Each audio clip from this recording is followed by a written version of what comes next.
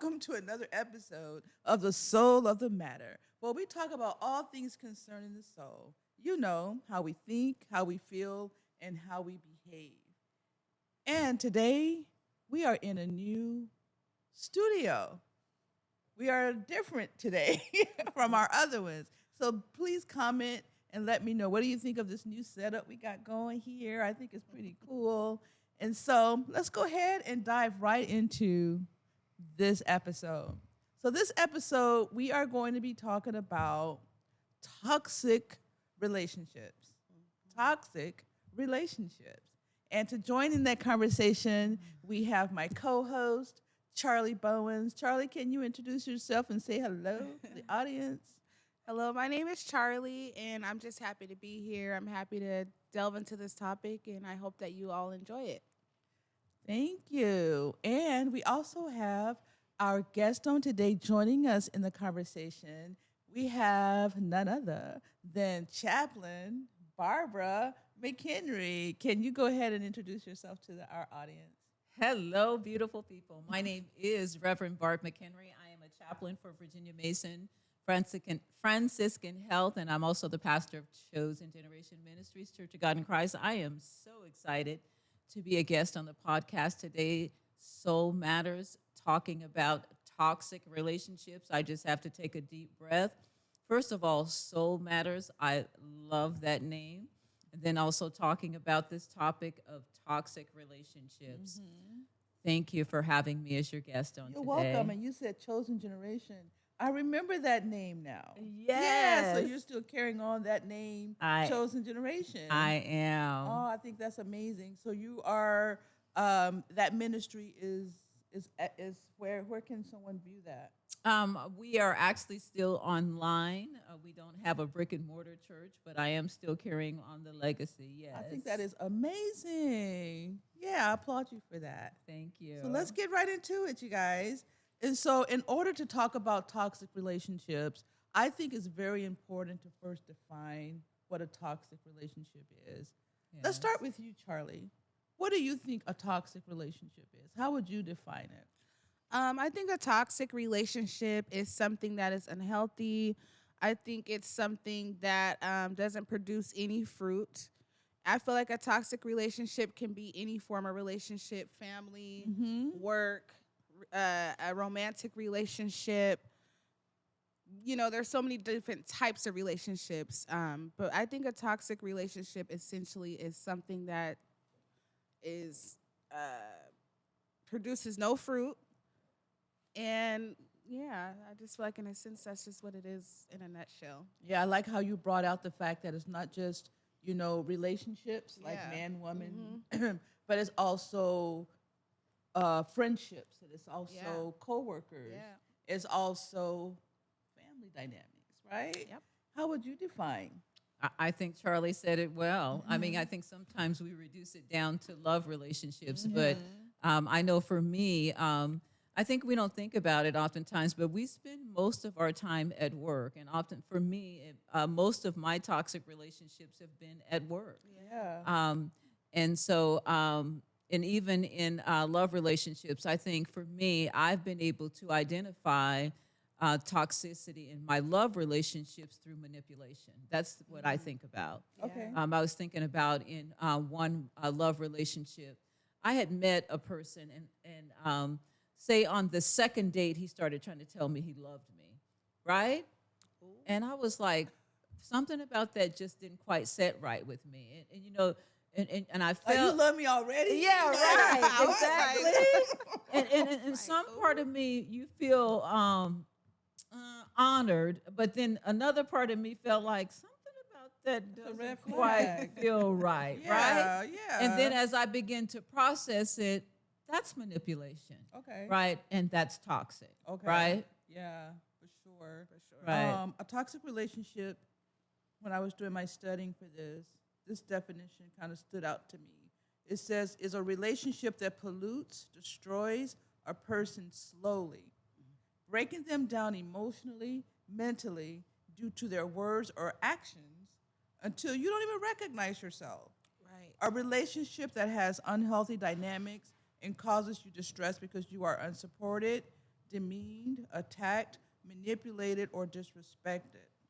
Because, Yes. a healthy relationship is usually life giving. Yes. And so, yeah, what do you guys think of that? The part that stood out to me in this definition is you don't even recognize yourself over time because of the manipulation, maybe the isolation, Yeah. because people can sometimes isolate you, and then or just break you down slowly over time. Yeah. And you look in the mirror one day and you're like, who am I? Mm-hmm. I'm not that fun loving person I used to be. I'm not that carefree person. Whoever it was that you were, Right. you are no longer that. You don't Right. even recognize who you are. Right. You're not responding or behaving the way you typically do.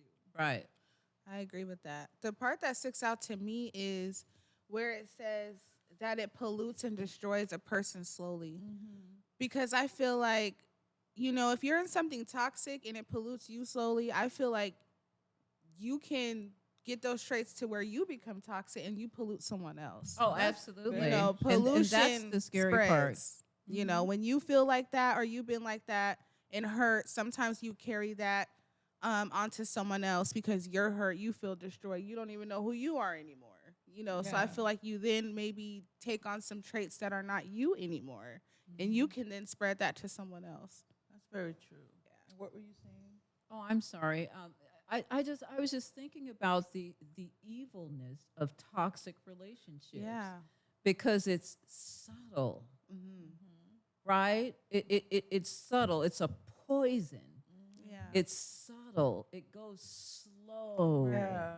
Right? So you don't recognize it Right. being done to you. Right. But then over time you be like, what am I doing? Right. Who am I? Yeah. Right. Yeah. Why did I allow certain things to happen? Yeah. And so that's something you have to look at within yourself, to see, after you get out of it, and we're going to deal with this later, after you get out of it, you have to start questioning yourself, like, what was in me that allowed this to happen to me? Right. All right, but first, I want to give it, I remember, I know this individual, this lady that, fun-loving person, right? Mm-hmm. People just like a magnet, a people magnet. But then over time, this person is no longer this way, Right. And now she's in a situation where she's rediscovering herself. Mm-hmm. But the first thing is that she acknowledged that she is not who she was created to be. Right. She recognized that and now is making steps forward. So this person literally was in a toxic relationship with Absolutely. her husband. So that's a relationship. How do we see that like in the work environment? Mm-hmm. I think the enemy has to use this form of approach on a certain type of person, because I think there's some people that he can attack straight on, but I think there's certain people that he has to use this toxic approach on because it's sneaky. So he know like a strong person, I just can't be out. Right. I just can't, I Yes. have to have this man or whatever woman come disguised. Yes. Okay. What do you think, Charles? I think toxicity in the workplace, I think it's just stemmed from jealousy. I think people at your job can be jealous. And, there's people who look for every little thing to tattletale on you about, or they watch you so closely. And I think that's just toxic. Like when jealousy is a toxic trait. So I think in the workplace, toxicity is bred from jealousy. You could work hard. The people you serve could really admire you. And I think that rubs people the wrong way. And they try to do anything that they can to manipulate you or, just cause chaos at work for you because of their own insecurity behind your work ethic. That's what I've experienced when it comes to work. For sure. Jealousy, toxicity at work, Workplace. on the workplace. Yeah. But as she was talking, I'm like, no matter who you are as a person, that's why soul work is so important. Charlie, show off the soul work shirt, girl. Hey. Soul Won't work. you want to let me know? But soul But work. if you don't do your soul work, Yes. no matter where you are, you're going to bring toxicity. Yes. Meaning, if you don't address stuff, if you don't, right, you push stuff under the rug and don't want to address stuff. If you want to just dig deep and deal with some things in your life, you're going to bring that into work. You're going to bring that into your romantic relationships and to your friendships. So soul work is so important. Oh, it's so important. And Mom, I And want to. yes. Oh no, go ahead. Miss No, Barbara. you go. No, I was gonna say, how have you dealt with toxicity in the workplace, and even you, Miss Barbara, as being a supervisor or being in a lead position, overseeing certain things? What are some things that you guys seen in the workplace as far as toxicity at the position that you guys are in? Well, for me, gosh, I was just dealing with this. And I don't know. I will just say this, that if you are not a strong person and secure in your own self and your own emotions, you can just blah over anybody. You know what I'm saying? And so I was in a situation where I was promoted, and this individual thought she should have gotten the promotion over me. And so that became a toxic environment because I am now her supervisor. Right? And so she went around bashing me to people. She went around ignoring me. If I sent emails or if I gave her directives or anything like that, those things were ignored to the point where I had to call her into my office and say to her, you don't have to like me, but you will respect the position. Exactly. And so sometimes you just have to just be point blank and set boundaries. Yeah. And so, but if I had have done it, if I had have been a toxic person, Right. I could have reciprocated the energy Or fired her. or fired her for insubordination. Right. But I had a conversation with her and said, you know what, let's talk this through because I understand you're going through something. Right. I understand that you wanted something that you didn't get. I understand that. But let's work this out. I could have led that a whole different way. Oh, absolutely. Absolutely. I have on 2 occasions been in that position where I've had become people supervisor where I were their colleagues. And in my current position, I am in a position where I applied for the supervisor position and another person got it, though I was more qualified. And he is constantly intimidated by me because he got the job, but I'm more qualified. I don't know which is worse. I've been in that position too. I don't know which is worse because he is just constantly, like even in staff meetings, saying, I know Barbara's more qualified than me. And I'm just constantly in prayer, constantly seeking God for wisdom, constantly asking God to show me what to say and what not to say. Yeah. Constantly asking God, why did you do this to me? Right. Now you remember soul work is about how we think, how we feel. I'm feeling this way. These people getting on my nerves, and how we behave. What right. lesson am I supposed to learn here, Lord? Right. I got to be that little light. Exactly right. And so, yes, and so, I don't know if I answered that question, but I'm in deep water, Charlie, to answer your question around that right now. And I think it goes back to what I said in the workplace is jealousy, I think, kind of breeds toxicity. Even in your situation. He is she very wanted that much, and- yes. and He it- does not know what to do with me on a daily basis. Right. Yeah. Because he knows you're more qualified, even though Yes. he's in the position. So, Yes. And I think sometimes he might put us in those situations to see how we behave. I think agree. so. yeah. Because before I got this administrative position, another administrative position was open at a different location where I thought it should have been given to me. Right. It was not. And so I had to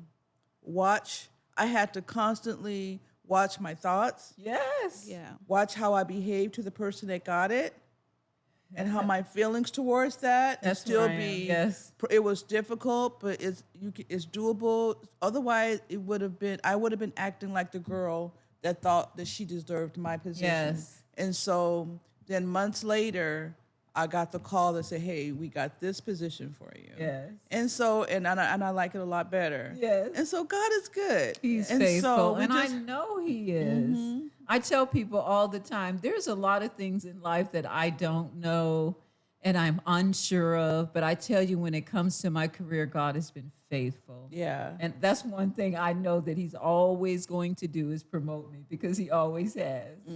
Right? And not just that, I have to, even in my romantic relationships, I'm better with work type relationships. Yes. In romantic relationships, before, God, delivered me. Right, right. I was toxic, honey. Let me tell you, I was Okay, saved, well, I'm still waiting for him to sanctified, deliver me in that and area, I filled, guess. But I was toxic because I had just got out of a relationship, with their dad. But I was toxic. I was Yes. like, my mouth was like a sword, and Yes. it wasn't like a two-edged sword. I mean, it was just like sassy, and I would say things. And did I say things in front of you guys about y'all dad? No comment. Or Not anything like We're going to be crazy. open and transparent. It's okay. I We're don't- grown I don't- women. I've never I'm heard you, delivered. like, Him and I bash is in a him. great place right now. I think Yeah. I even apologized to him. Yeah. I think I even apologized to you guys, and I shouldn't have said some things about y'all dad Yeah. in front of you. That's just me being, Oh, absolutely. just bringing toxicity to stuff. So Yeah. yeah. And so what about friendships? Friendships. I don't know. I think friendships can be toxic in so many different ways. Yeah. It could be toxic in a way where your friend always has something going on to where it's just draining you. Not You mean that always got something negative going on? negative going on, or just a negative mindset, drama in their life, and they're constantly bringing that energy to you, where it's just like, So it makes that relationship toxic. yeah, because Okay. I mean, how is that feeding you? How are you getting poured into when you're constantly feeding someone else or trying to help someone else? Or If they only call you when they want to share their toxic stuff. right, and it's Yeah. just like, I see, and a thing for me, a thing for me is relationships is for friendships. I would say it's when the friendship or the relationship is one-sided. right, Yes, right. And so you're doing all of the cheerleading, you're doing all of the calling, let's go do this, you're doing all of the whatever, and it's like one-sided. And so you're doing all the listening, but when you have something going on in your life and you're reaching out, they're not ever available. Right. To me, that's toxic. Oh, that I is agree. toxic. Yeah. And I think I've had to recently do that in a couple of relationships. I think you have to stand up and set boundaries. yeah, You have to, I think, and I think you can go for a period of time and be in relationships with women, and then when it becomes unbalanced, you have to set boundaries. You have to set boundaries, do. or just let it go altogether. And sometimes you have to let it go altogether, and maybe, in a couple of months, in a couple of years, revisit it. yeah. I've had to do that in the past. Yeah. absolutely. And I think that people are aware that it's become out of balance. Yeah. And most women are at our age, especially, are mature enough to know that it's no longer. This is not no longer a healthy relationship. Right, Yeah. exactly. And then you eventually just stop calling each other, and then you just kind of right. visit on out, right? Right.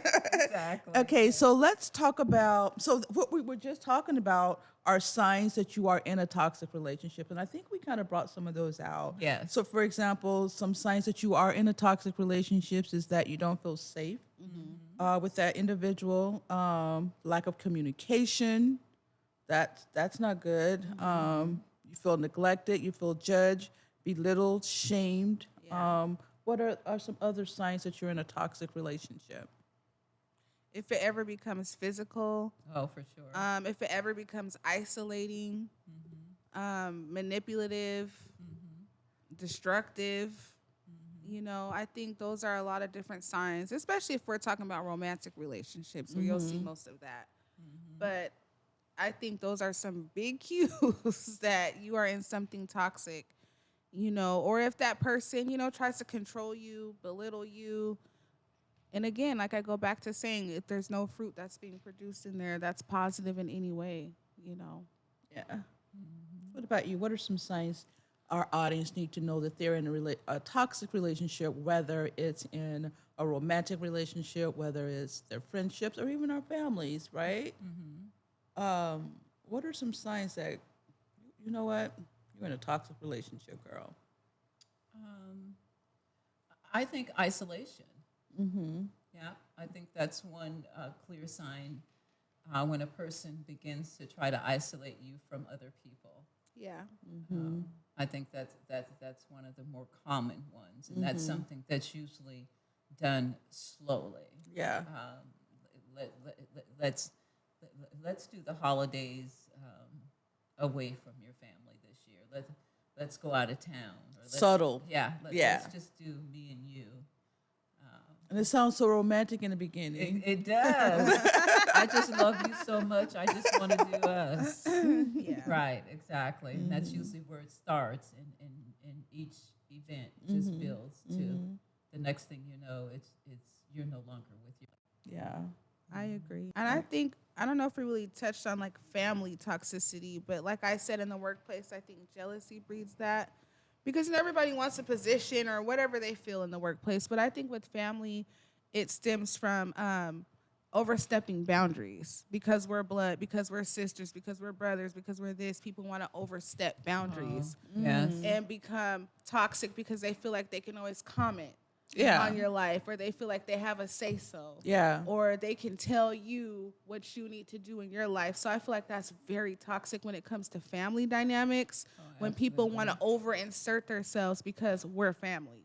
And I feel like that's very toxic. Especially when that rolls all into your romantic relationship, Right. meaning, you can have some family dynamics that, I know you're married now, but, me and you, And I think you have to be really careful with that. what do you mean? I think you have to be really careful with what family members you get advice about your romantic Absolutely. relationships from. I think that there's just not, especially we as people of color, we have a tendency to be very close, which is good. But I think when it comes to getting advice about our marital relationships, we need to pick one or two people that we get advice about our marital and relationships with. It shouldn't be the village that tells us that, because not everybody has healthy advice about relationships. That's true. Right. Yeah. Because they're Absolutely. they're giving you advice based off their own experiences, right? Absolutely. And if their experiences are toxic as well, what do they Right. have to offer you? Yeah. Yeah, to get you out of your own situation. So I agree. Because we have some good people. I mean, there's some people who are very logical thinkers in our family, and some people who have some really good advice, but it's not everyone, Yeah. right? Yeah. Because we are very loving and close people as people of color, but I don't think that we should listen to everyone. Yeah. My mother, and God bless her soul, I can listen to my mother about 90% of everything, and I am putting her on blast right now, but I never should have been listening to my mom about marriage advice. Yeah. Now, I didn't learn that until I was 50, but no. Yeah. Now, she's got a couple of aunties that I should have been listening to, but not marriage advice. Yeah. My mother was married to my dad died when I was 10. And I think if he had lived, they'd still be married. But my mom didn't really like being married. What do you really? She didn't. Okay. My mom didn't really like being married. Okay. She was, she almost despised being married, because she came from Arkansas, and in Arkansas, people were kind of forced to be married. Oh, okay. Right? She came from that era where people were put together and they didn't really get to decide who they were going to marry. Okay. Right? And so she kind of had resentment about being married, right? And so, yeah, no, my mom was not a person that I should have been getting advice about marriage from. No. Because she was giving you her experiences Yes. and her perceptions. Yes. Yeah. Right. Yeah. Yeah. No. So we do have to be very careful with that. Yes, for sure. right. And so that's just an example, right? But education, community work, my mom was an excellent mom. I had the best mom in the world, the best example ever. I tell people I had the best mom in the world, but marriage advice, Relationships are complicated, whether Yeah. it's They are. romantic or your family dynamics, all of that is very complicated. And Right. so you have to just kind of maneuver. And that's why it's really important to kind of know who you are, Right. and stand on that as a person, right? And that's why I think it can become toxic when your family oversteps and you check them, then they want to be mad. It's like, why are you mad? Because I said, hey, you're not gonna, and then now we have a fallout and it's all of this because you can't control me, or I'm not listening, or, I have a difference of opinion, and that can be toxic because I feel like that's a form of control. And more toxic is triangulation, when we as family members or even friendships get on the phone and be like, girl, Yeah. Charlie just told me to stay out of her relationship. And that's the kind of stuff my mom would eventually start saying after I start giving her pushback, which didn't happen. Probably I didn't have the courage to really start standing up to my mom until I was probably about 45 or 50. Yeah. Right? When I started realizing that she really probably wasn't the person that I needed to get advice from because it just wasn't working. And then she started just getting upset about it, right? That's the kind of stuff she would start telling people, right? But that part just wasn't working for us, right? Yeah. And then even sometimes you just have to take a step backward from family members. Yeah. That sounds bad, but sometimes you just have to take a step back, take a break, and then, kind of figure out a plan of how we're going to move forward in a positive way. Yeah. Because you don't want, I personally don't feel like a person should, well, it depends on the situation, should be, step back from a family member forever. But I think it's okay to step back for a season. Oh, Yeah. And absolutely. Now, no. friend or romantic, I can chuck up the deuces you know what I'm saying? And be gone for and be forever. gone. I can. Right. But Yes, not, I totally But family agree. is more difficult for me. Yeah, no, and I don't think we should step back forever for Yeah. family. But sometimes it does take for a season until you can really help them to understand that this part is going to have to change. It's going to have to change. Right. I'm grown now. Right, exactly. Yes. I'm exactly. grown. I'm grown. Right. And I'm grown. And, Right. if I put boundaries in place, that shouldn't strain our relationship. Yeah. Because I say, hey, I just don't agree with that. We should be able to move on and carry on. But if we have to fall out, then now you're trying to control me, and that's toxic. You Yeah, should that's respect me toxic. and how I feel. Yes. should And be I able to think move that's forward. that what you just said is what it is. You're trying to control me. Right. That's exactly what it is.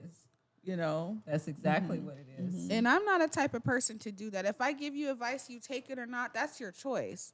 But whatever you decide is not gonna make me start acting a certain type of way towards you. You can do whatever you want. We can Yeah. still smile afterwards, whether you take the advice or not. Yeah.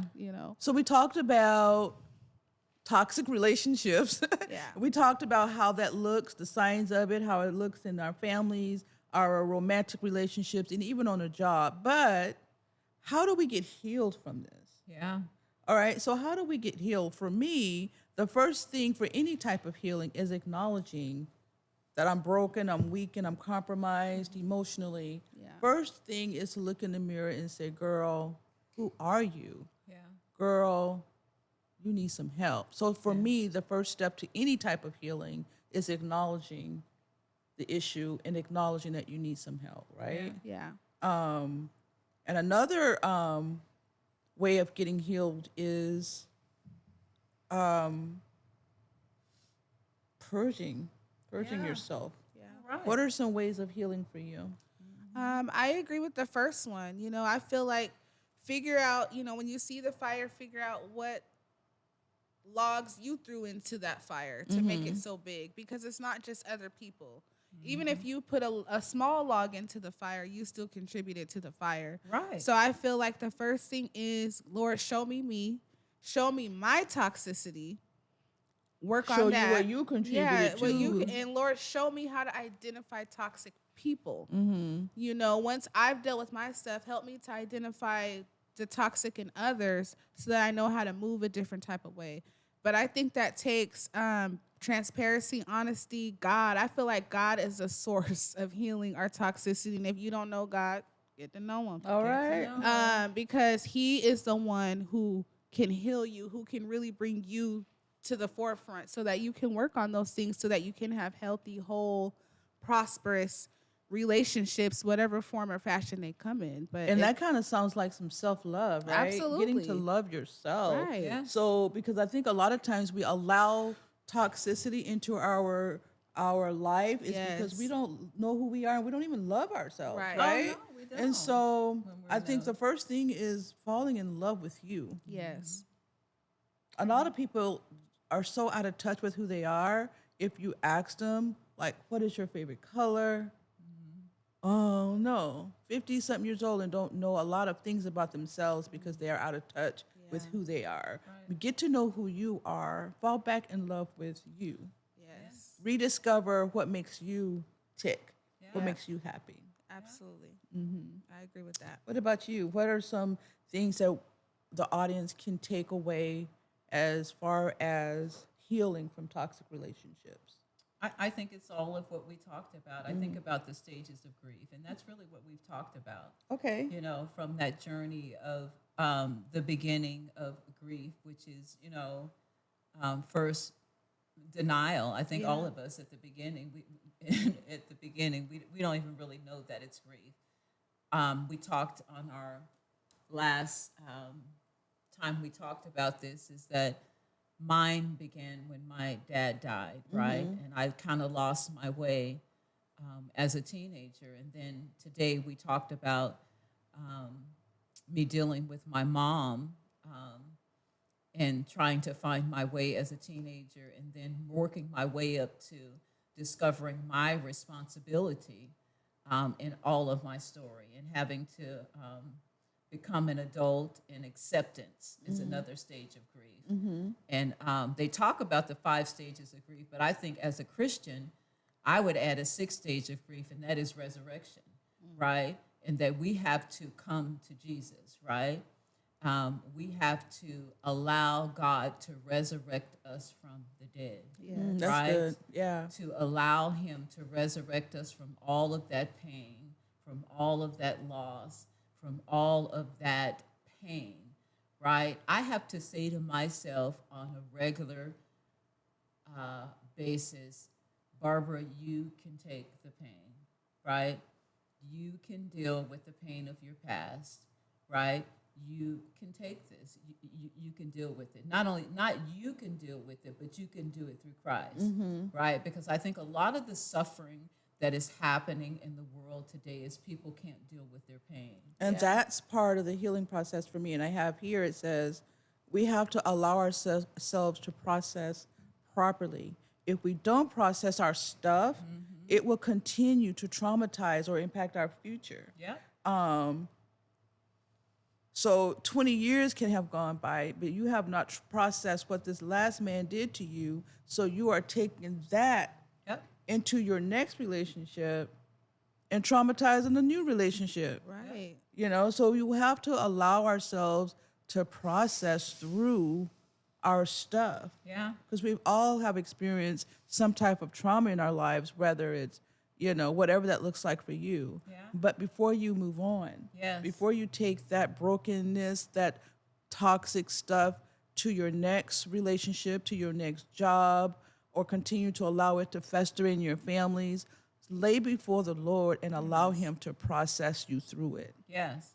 Our souls were not designed to carry the things that happen to us. Our souls were not designed to take on all the pain that we're going to experience in this life. That's why God says that He will restore our souls, right?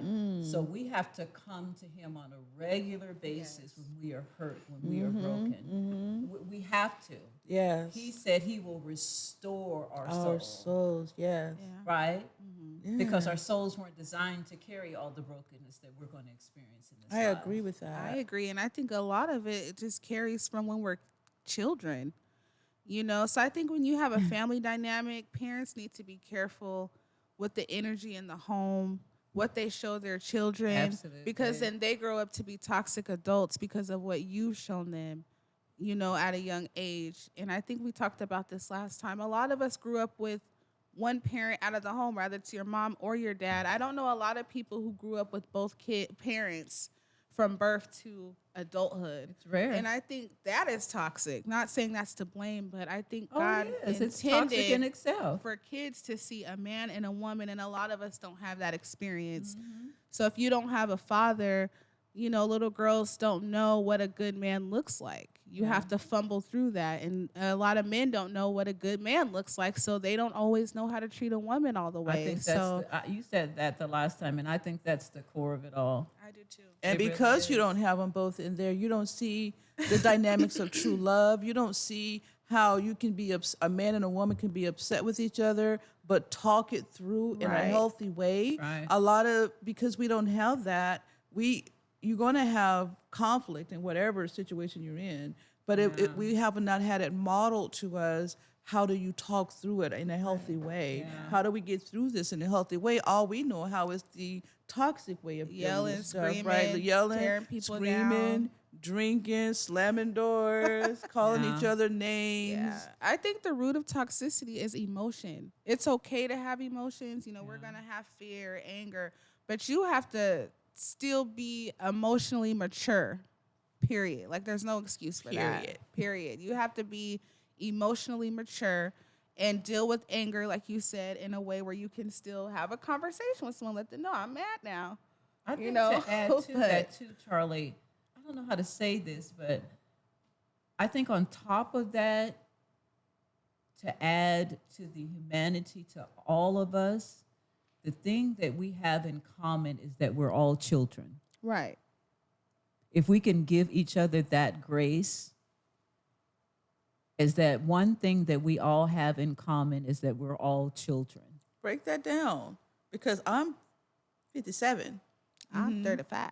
So I look in the mirror, I don't see no child. But we, So break that down. but we're all broken children. Right. Yes, I agree with that. So wherever you were broken, like if I was broke, I don't know, let's say 5 years old. So Right. there's a 5-year-old broken child in me. Is that what you're Yeah, saying? well, If it mostly, hasn't let's say been healed. because they psychiatrists say 8.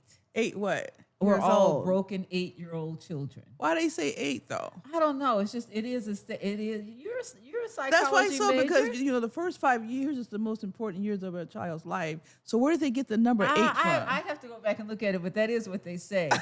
And so, but that is. But just think about that when we talk about this, though, because that is one thing we all have in common. Most of us come from broken homes, and that that's one thing we have in common is that we're all children, mostly from broken homes.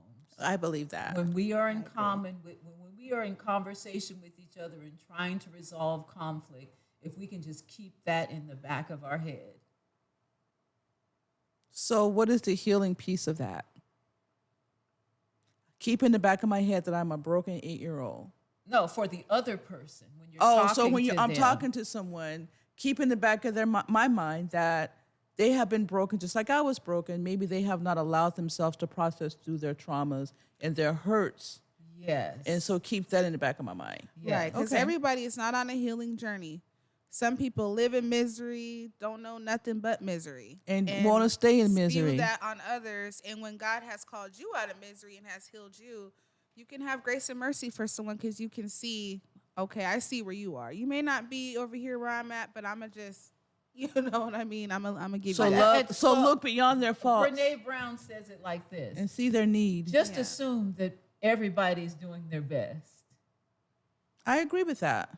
I agree with that. I do.